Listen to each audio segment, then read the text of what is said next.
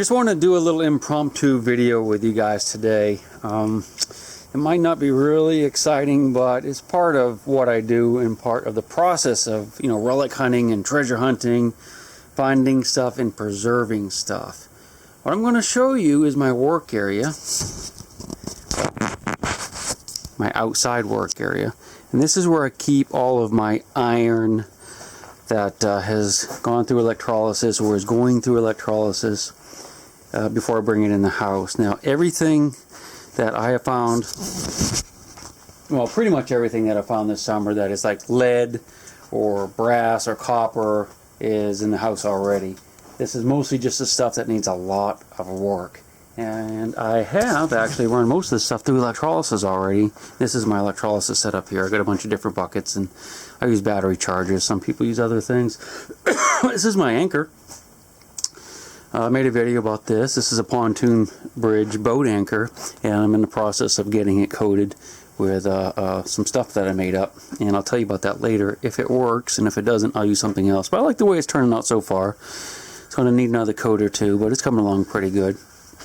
And I just want to show you all the stuff that I have to do. It's going to take me forever, and hopefully I'm going to get started on this in just the next couple of days, although I am going away here in a week on a hunt. So, but this is some of the iron that I have that's been through electrolysis. You can see I have an axe head. These are the pins for the railroad to go through the links. Is some type of weird thingy. It's in one of my videos. I'm not even sure what that thing is. And I have some bottles here that I'm going to clean up a little bit better. This is, I don't think I've shown you that video yet. Hopefully it'll come out soon. You remember this wheel? We think it's off of a Model T or something like that. Got lots of links for the railroad cars in here. It's a nice old hammers that are made of iron. And again, most of this has been through electrolysis. But I have to pick off all the iron. Here's the pistol that I found. So I'm going to have to get this out of the water and pick at that rust in that iron and figure out a good way to preserve it. There's a frying pan and pieces of muskets and giant, look at this giant shovel. Isn't that awesome? I think it's huge. Biggest shovel I've ever found. Wonder what that is. Must be off a Model T. God, I can hear rails. I cannot get away from trains. See that train in the distance. Normally, the railroad is actually like miles that way, and you can't normally hear it, but it's raining today and it's a low pressure system. The sound travels a long ways. Oh, here's that 45 that I found. I'm getting ready to work on this finally. Actually, this is actually about 2 years old, I think. Look, it still has a clip in it.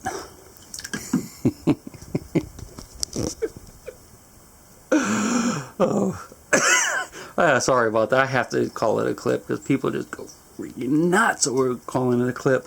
And I'll be honest with you, it doesn't really bother me calling it a clip, but what bothers me is calling it a gun. Anytime I find something and you hear me say gun, it's like inside, because I was in the military, and you don't call rifles and pistols and stuff like that guns. You call them weapons.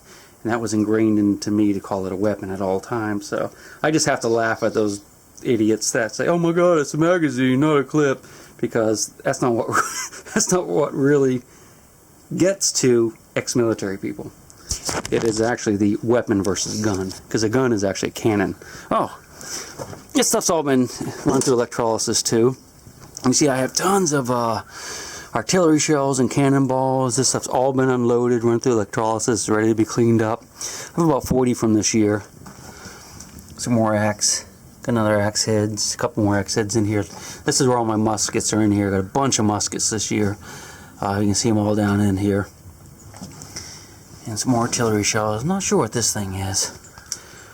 Oh, it's cold. Well, clean that up. I think it's off a railroad probably. A lot more artillery shells here.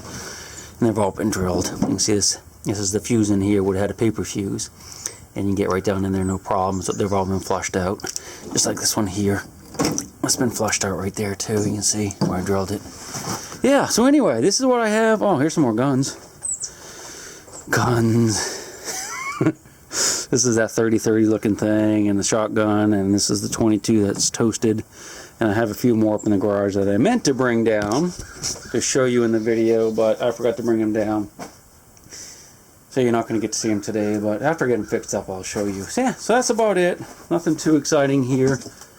Got a few more artillery shells over here, but you've seen artillery shells, and you'll see them again. But you can see how they've been drilled out, so they're nice and safe. Everything is recorded with a picture and of course a video, so I know where everything came from, and once I get it cleaned up I can mark them. They're not marked yet, of course, because there's no way to do that. This is going to be the first video I've ever done that I'm not going to make any edits in, because I think so far this okay. What do you think? Alright, thanks for watching my video. I'm going to get to work here, set up my pot of wax, and start cleaning stuff.